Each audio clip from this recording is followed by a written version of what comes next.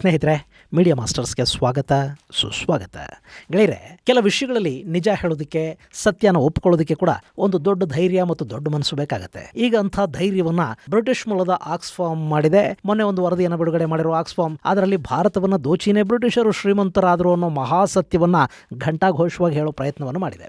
ಹಾಗೆ ಇವತ್ತಿಗೂ ಕೂಡ ಪಶ್ಚಿಮದ ಬಹುರಾಷ್ಟ್ರೀಯ ಕಂಪನಿಗಳು, ಭಾರತ ಸೇರಿದಂತೆ ಇಡೀ ಜಗತ್ತಿನ ದಕ್ಷಿಣ ವಿಶ್ವವನ್ನ ಈಸ್ಟ್ ಇಂಡಿಯಾ ಕಂಪನಿಯ ರೀತಿಯಲ್ಲೇ ಶೋಷಣೆ ಮಾಡ್ತಾ ಇವೆ ಅನ್ನೋದನ್ನು ಕೂಡ ಆಕ್ಸ್ಫಾರ್ಮ್ ವರದಿ ಹೇಳ್ತಾ ಇದೆ. ಹಾಗಾದ್ರೆ ಏನಿದು ಆಕ್ಸ್ಫಾರ್ಮ್ನ ವರದಿ?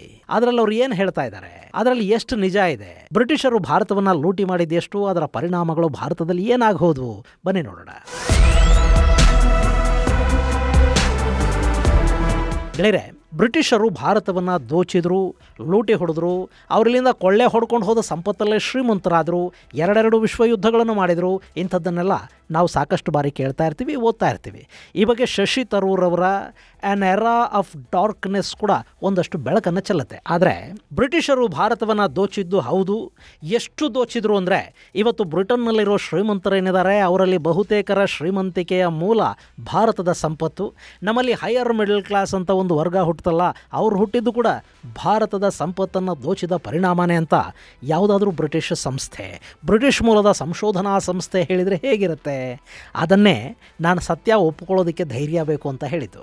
ಈಗ ಅಂದರೆ ಭಾರತಕ್ಕೆ ಸ್ವಾತಂತ್ರ್ಯ ಬಂದ 7.5 ದಶಕಗಳ ನಂತರ ಬ್ರಿಟನ್ ಮೂಲದ ಆಕ್ಸ್ಫಾರ್ಮ್ ಅನ್ನೋ ಒಂದು ಸಂಸ್ಥೆ ಈ ಸತ್ಯವನ್ನೊಳಗೊಂಡ ವರದಿಯನ್ನು ಬಿಡುಗಡೆ ಮಾಡಿದೆ. ಅದರ ಹೆಸರು takers not makers: the unjust poverty unearned wealth of colonialism ಅಂತ. ಗೆಳೆಯರೆ, ಭಾರತಕ್ಕೆ ಬ್ರಿಟಿಷರು ಬಂದ ನಂತರ ಭಾರತದ ಭವಿಷ್ಯ ಬದಲಾಯಿತು, ಭಾರತ ಅಭಿವೃದ್ಧಿ ಆಯಿತು, ಭಾರತೀಯರಿಗೆ ವಿದ್ಯೆ ಸಿಕ್ತು, ಮಣ್ಣು ಸಿಗುತ್ತು ಅಂತ ಸಾಕಷ್ಟು ಜನ ಹೇಳ್ತಾ ಇರ್ತಾರೆ. ಆದರೆ ಅವರು ಭಾರತಕ್ಕೆ ಬಂದ ನಂತರ ಭಾರತದ ಭವಿಷ್ಯ ಬದಲಾಯಿತು ಅನ್ನೋದು ಸುಳ್ಳೇನಲ್ಲ. ಜಗತ್ತಿನ ಅತ್ಯಂತ ಶ್ರೀಮಂತ ದೇಶ ಅನ್ನಿಸ್ಕೊಂಡಿದ್ದು ಭಾರತ ಜಗತ್ತಿನ ಅತ್ಯಂತ ಬಡ ದೇಶಗಳ ಪಟ್ಟಿಯಲ್ಲಿ ಜಾಗ ಪಡ್ಕೊಳ್ತು. ಅನ್ವೇಷಣೆಗಳ ತವರು ಅನ್ನಿಸ್ಕೊಂಡಿದ್ದು ಭಾರತ ಪ್ರತಿಯೊಂದಕ್ಕೂ ಪಶ್ಚಿಮದ ಕಡೆ ನೋಡಬೇಕಾಗಿ ಬಂತು.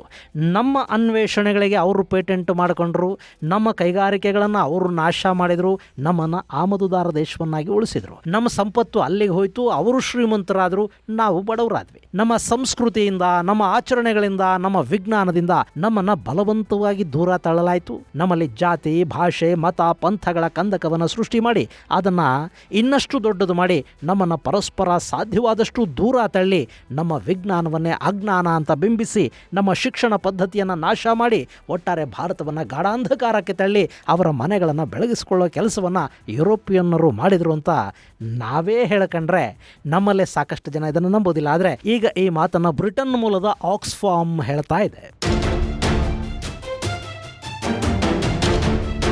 ಗೆಳೆಯರೆ, ಆಕ್ಸ್ಫಾರ್ಮ್ ವರದಿಯಲ್ಲಿ ಏನಿದೆ ಅನ್ನೋದನ್ನು ಹೇಳೋ ಮೊದಲು ಈ ಆಕ್ಸ್ಫಾರ್ಮ್ ಬಗ್ಗೆ ಒಂದಷ್ಟು ಪರಿಚಯ ಮಾಡಿಕೊಟ್ಬಿಡ್ತೀನಿ. ಇದು 1942ರಲ್ಲಿ ಅಂದರೆ 2ನೇ ವಿಶ್ವಯುದ್ಧದ ಸಮಯದಲ್ಲಿ ಬ್ರಿಟಿಷ್ ಸರ್ಕಾರದ ಹಣಕಾಸಿನ ನೆರವಿನಿಂದ ಸ್ಥಾಪನೆಗೊಂಡ ಸರ್ಕಾರೇತರ ಸಂಸ್ಥೆಗಳ ಒಕ್ಕೂಟ. ಇದರಲ್ಲಿ ಸುಮಾರು 21 ಪ್ರತ್ಯೇಕ ಸರ್ಕಾರೇತರ ಸಂಸ್ಥೆಗಳು ಭಾಗಸ್ವಾಮ್ಯವನ್ನು ಹೊಂದಿವೆ. ಇದನ್ನು ಬರಪೀಡಿತ ಸಂದರ್ಭದಲ್ಲಿ ಸಹಾಯ ಮಾಡೋದಕ್ಕೆ ಅಂತ ಸ್ಥಾಪನೆ ಮಾಡಲಾಯಿತು. ಈಗಲೂ ಈ ಸಂಸ್ಥೆಗೆ ಬ್ರಿಟನ್ ಸರ್ಕಾರದ ಫಂಡಿಂಗ್ ಇದೆ.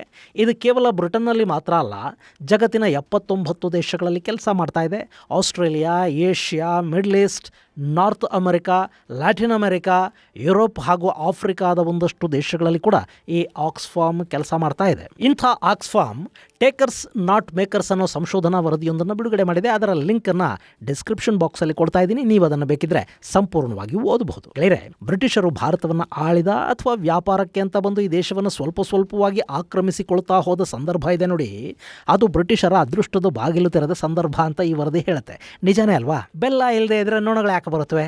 ಭಾರತಕ್ಕೆ ಬ್ರಿಟಿಷರು ಬರೋ ಮೊದಲು ಈ ದೇಶ ವಿಶ್ವದ ಅತಿ ದೊಡ್ಡ ತಯಾರಿಕಾ ಘಟಕ ಆಗಿತ್ತು. ಏನಿರಲಿಲ್ಲ ಭಾರತದಲ್ಲಿ.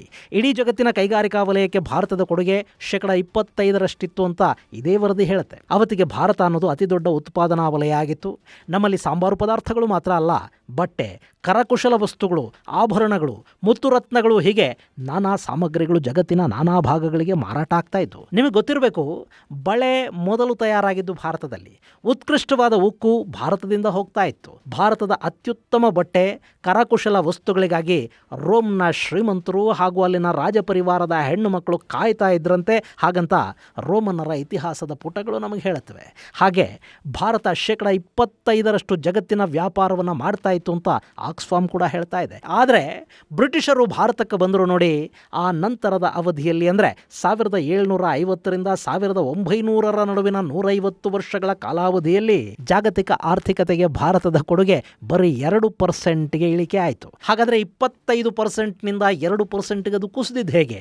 ಬ್ರಿಟಿಷರು ಇಲ್ಲಿನ ಕೈಗಾರಿಕೆಗಳನ್ನು ನಾಶ ಮಾಡಿದ್ರು. ಇಲ್ಲಿನ ಜನ ಏನನ್ನು ತಯಾರು ಮಾಡಬಾರದು ಅಂತ ಅವರ ಮೇಲೆ ನಿರ್ಬಂಧಗಳನ್ನು ಹೇರ್ತಾ ಹೋದರು. ಲೈಸೆನ್ಸ್ ರಾಜ್ ಶುರು ಆಯಿತು. ಇಲ್ಲಿನ ಕಚ್ಚಾ ಸಾಮಗ್ರಿಯನ್ನು ಬ್ರಿಟನ್ಗೆ ರಫ್ತು ಮಾಡಿದ್ರು. ಅಲ್ಲಿದ್ದ ಸಿದ್ಧ ವಸ್ತುಗಳನ್ನು ಭಾರತಕ್ಕೆ ತಗೊಂಡು ಬಂದು ಇಲ್ಲಿನ ಮಾರುಕಟ್ಟೆಗೆ ಅದನ್ನು ತುಂಬಿದ್ರು. ಕಾಲಕ್ರಮೇಣ ಇಲ್ಲಿನ ಉತ್ಪಾದನಾ ವಲಯ ಅಸ್ತಿತ್ವವನ್ನು ಕಳ್ಕೊಳ್ತಾ ಹೋಯಿತು. ಇವರು ಕೂಲಿ ಕಾರ್ಮಿಕರಾದರು. ಇವರ ಕೌಶಲ್ಯ ಕೂಡ ನಶಿಸ್ತಾ ಹೋಯಿತು. 2 ತಲೆಮಾರುಗಳ ಅವಧಿಯಲ್ಲಿ ಭಾರತೀಯರಿಗೆ ಏನೇನೂ ಗೊತ್ತಿರಲಿಲ್ಲವೇನೋ ಅನ್ನೋ ಪರಿಸ್ಥಿತಿ ನಿರ್ಮಾಣ ಆಯಿತು. ಅವು ಭಾರತದ ಇತಿಹಾಸದಲ್ಲಿ ಗಾಢಾಂಧಕಾರದ ದಿನಗಳು. ಅವತ್ತಿಗೆ ಭಾರತದಲ್ಲಿ ಸುಮಾರು 2.6 ಲಕ್ಷ ಸೈನಿಕರನ್ನ ಬ್ರಿಟಿಷರು ಹೊಂದಿದ್ರಂತೆ. ಅಂದರೆ ಅವತ್ತಿನ ಬ್ರಿಟನ್ ಸೇನೆ ಏನಿತ್ತು ಅದರ 3 ಪಟ್ಟು ಸೈನ್ಯವನ್ನು ಅವರು ಭಾರತದಲ್ಲಿ ಇಟ್ಕೊಂಡಿದ್ರು. ಅದನ್ನು ಬಳಸಿದ್ದು ಯುದ್ಧಕ್ಕಲ್ಲ, ಬದಲಿಗೆ ಭಾರತೀಯರನ್ನು ಎಲ್ಲ ರೀತಿಯಲ್ಲಿ ದಮನ ಮಾಡೋದಕ್ಕೆ.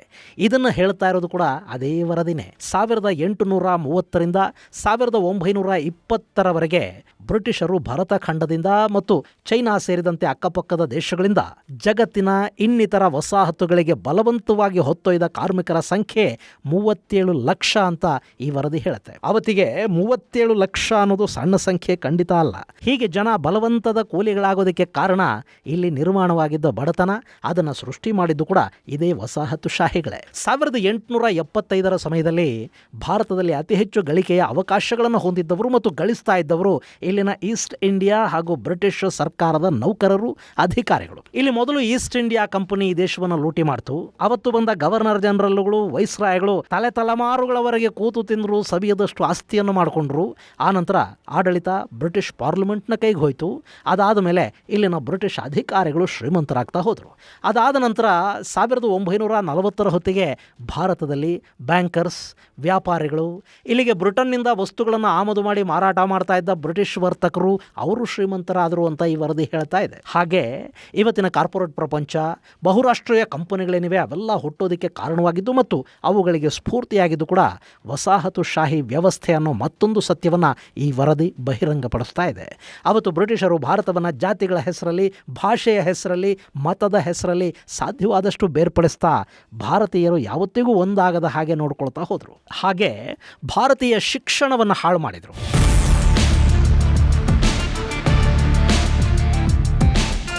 ಗೆಳೆಯರೆ, ಇವತ್ತು ಪುರಾತನ ಭಾರತದಲ್ಲಿ ಶಿಕ್ಷಣ ಅನ್ನೋದು ಶೂದ್ರರಿಗೆ ಸಿಗುತ್ತಿರಲಿಲ್ಲ ಅನ್ನೋ ಒಂದು ಮಾತನ್ನು ಪದೇ ಪದೇ ನಾವು ಕೇಳ್ತಲೇ ಇರ್ತೀವಿ ನೋಡಿ.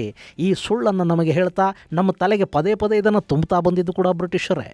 ನಮ್ಮಲ್ಲಿ ಶಿಕ್ಷಣ ಅಂದರೆ ಬರೀ ABCDಗಳನ್ನು ಕಲಿಯೋದು ಮಾತ್ರ ಆಗಿರಲಿಲ್ಲ, ಅಥವಾ ವೇದ ಮಂತ್ರಗಳನ್ನು ಕಲಿಯೋದು ಮಾತ್ರ ಶಿಕ್ಷಣ ಆಗಿರಲಿಲ್ಲ. ಬದುಕು ಕಟ್ಟಿಕೊಳ್ಳೋದಕ್ಕೆ ಬೇಕಾದ ಶಿಕ್ಷಣ ವ್ಯವಸ್ಥೆ ಮತ್ತು ತಂತ್ರಜ್ಞಾನವನ್ನು ಕಲಿಸುವ ವ್ಯವಸ್ಥೆ ನಮ್ಮಲ್ಲಿತ್ತು. ಅದನ್ನು ಹಾಳು ಮಾಡಿದ್ದು ಬ್ರಿಟಿಷರು. ಶೂದ್ರರಿಗೆ ಯಾವ ಶಿಕ್ಷಣವೂ ಇರಲೇ ಇಲ್ಲ ಅನ್ನೋದಾದರೆ ಪುರಾತನ ಭಾರತದಲ್ಲಿ ಅಷ್ಟು ಅದ್ಭುತವಾದ ದೇವಾಲಯಗಳು ಹೇಗೆ ತಲೆ ಎತ್ತುತ್ತಾ ಇದ್ವು? ಅದನ್ನೇನು ಬ್ರಾಹ್ಮಣರ ಕಟ್ಟಿದ್ರು? ನಮ್ಮಲ್ಲಿ ಕೈಗಾರಿಕೆಗಳು, ಕರಕುಶಲ ಉದ್ಯಮ ಇವೆಲ್ಲ ಹೇಗೆ ಅರಳೋದಕ್ಕೆ ಸಾಧ್ಯವಾಗ್ತಾ ಇತ್ತು? ಮತ್ತು ಭಾರತ ಅವತ್ತಿಗೆ ಜಗತ್ತಿನ 25% ಆರ್ಥಿಕತೆಯಲ್ಲಿ ಪಾಲುದಾರಿಕೆಯನ್ನು ಪಡೆಯೋದಕ್ಕೆ ಹೇಗೆ ತಾನೇ ಆಗ್ತಾ ಇತ್ತು? ಅವರವರ ಆಸಕ್ತಿಗಳಿಗೆ ಅನುಗುಣವಾದ ಶಿಕ್ಷಣ ವ್ಯವಸ್ಥೆ ನಮ್ಮಲ್ಲಿತ್ತು. ಆದರೆ ಅದನ್ನು ಕೂಡ ಹಾಳು ಮಾಡಿದ್ದು ಮಾತ್ರ ಅಲ್ಲ, ಶಿಕ್ಷಣ ಅನ್ನೋದು ಬರೀ ಒಂದು ವರ್ಗದ ಸ್ವತ್ತಾಗಿತ್ತು ಅನ್ನೋ ಸುಳ್ಳು ಹರಡಿದ್ದು, ಅದನ್ನು ನಮ್ಮ ತಲೆಗೆ ತುಂಬಿದ್ದು ಬ್ರಿಟಿಷರೇ. ಜಾತಿಯ ಹೆಸರಲ್ಲಿ ಭಾರತೀಯರನ್ನ ಪರಸ್ಪರ ದೂರ ಮಾಡಿದ್ದು ಕೂಡ ಅವರೇ. ಇದರ ಜೊತೆಗೆ ಅವರು ಭಾರತದಲ್ಲಿ, ಚೈನಾದಲ್ಲಿ ಹಾಗೂ ಇನ್ನಿತರ ದೇಶಗಳಲ್ಲಿ ಮಾಡಿದ ಅತಿ ದೊಡ್ಡ ದ್ರೋಹ ಅಂದರೆ ಎಷ್ಟು ಸಾಧ್ಯ ಆಗುತ್ತೋ ಅಷ್ಟು ಮಾದಕ ಪದಾರ್ಥಗಳನ್ನು ತಂದು ತುಂಬಿ ಅದಕ್ಕೆ ಜನ ದಾಸರಾಗೋ ಹಾಗೆ ಮಾಡಿದ್ದು. ಅವತ್ತಿಗೆ OPM ವ್ಯಾಪಾರಕ್ಕೆ ಲೈಸೆನ್ಸ್ ಇತ್ತು. ನಮ್ಮಲ್ಲೊಂದಷ್ಟು ಪ್ರದೇಶಗಳಲ್ಲಿ ಅವರು OPM ಬೆಳೆಯೋದಕ್ಕೆ ಶುರು ಮಾಡಿದರು. ಭಾರತದ ರೈತ ಏನು ಬೆಳಿಬೇಕು ಅನ್ನೋದನ್ನು ಅವರೇ ನಿರ್ಧಾರ ಮಾಡ್ತಾ ಇದ್ರು. ಅವತ್ತಿಗೆ ನೆಲದ ತೆರಿಗೆ, ಉಪ್ಪಿನ ಮೇಲಿನ ತೆರಿಗೆಯ ನಂತರ ಅತಿ ಹೆಚ್ಚು ಪ್ರಮಾಣದ ತೆರಿಗೆ ವಸೂಲಾಗ್ತಾ ಇದ್ದಿದ್ದು ಮಾದಕ ಪದಾರ್ಥಗಳ ವ್ಯಾಪಾರದಿಂದ. ಅಂದರೆ ಯಾವ ಪ್ರಮಾಣದಲ್ಲಿ ಅದನ್ನು ಬೆಳೆದ್ರು, ಯಾವ ಪ್ರಮಾಣದಲ್ಲಿ ಅವರು ಅದನ್ನು ಈ ಸಮಾಜದ ಮೇಲೆ ಹೇರಿದ್ರು ಯೋಚನೆ ಮಾಡಿ. ಚೈನಾದಲ್ಲಂತೂ ಬ್ರಿಟಿಷರು ಅಲ್ಲಿಂದ ಏನು ಖರೀದಿ ಮಾಡ್ತಾ ಇದ್ರೋ ಅದರಲ್ಲಿ ಅರ್ಧದಷ್ಟು ಚೈನಾಗೆ OPM ಅನ್ನು ಸರಬರಾಜು ಮಾಡಲಾಗ್ತಾ ಇತ್ತು. ಇವತ್ತು ವಖಾನ್ ಕಾರಿಡಾರ್ ಅನ್ನು ಆಫ್ಘನಿಸ್ತಾನಕ್ಕೆ ಸೇರಿದ ಚೈನಾನ ಸಂಪರ್ಕಿಸುವ ಒಂದು ತುಂಡು ಜಾಗ ಇದೆ ನೋಡಿ. ಇದು ಅವತ್ತಿಗೆ ಬ್ರಿಟಿಷ್ ಹಾಗೂ ಚೈನಾ ನಡುವಿನ OPM ಸರಬರಾಜಿನ ಹಾದಿಯಾಗಿತ್ತು. ಇನ್ನು ನಮ್ಮ ಕೃಷಿ ಕ್ಷೇತ್ರ ಕ್ಷೇತ್ರದ ಮೇಲೆ ಬ್ರಿಟಿಷರು ಹಿಡಿತ ಸಾಧಿಸಿದ ಪರಿಣಾಮ ನಮ್ಮಲ್ಲಿ ಬರ ಹಾಗೂ ಇನ್ನಿತರ ಮಾರಣಾಂತಿಕ ಅಂಟು ರೋಗಗಳು ಶುರುವಾದವು. ಅವುಗಳ ಕಾರಣಕ್ಕೆ ಸುಮಾರು 59 ಮಿಲಿಯನ್ ಜನ ಸಾವಿಗೀಡಾಗಬೇಕಾಯಿತು. 59 ಮಿಲಿಯನ್ ಅಂದರೆ 5,90,00,000 ಜನ ಅವತ್ತು ಸಾವಿಗೀಡಾದರು. ಅದರ ಹಿಂದಿದ್ದದ್ದು ಬ್ರಿಟಿಷರ ವಸಾಹತುಶಾಹಿ. ಇನ್ನು ಹೀಗೆ ದೋಚಿದ ಸಂಪತ್ತಿನ ಮೊತ್ತ ಎಷ್ಟು ಗೊತ್ತಾ? ಸುಮಾರು $64.82 ಟ್ರಿಲಿಯನ್ ಮೌಲ್ಯದ ಸಂಪತ್ತು.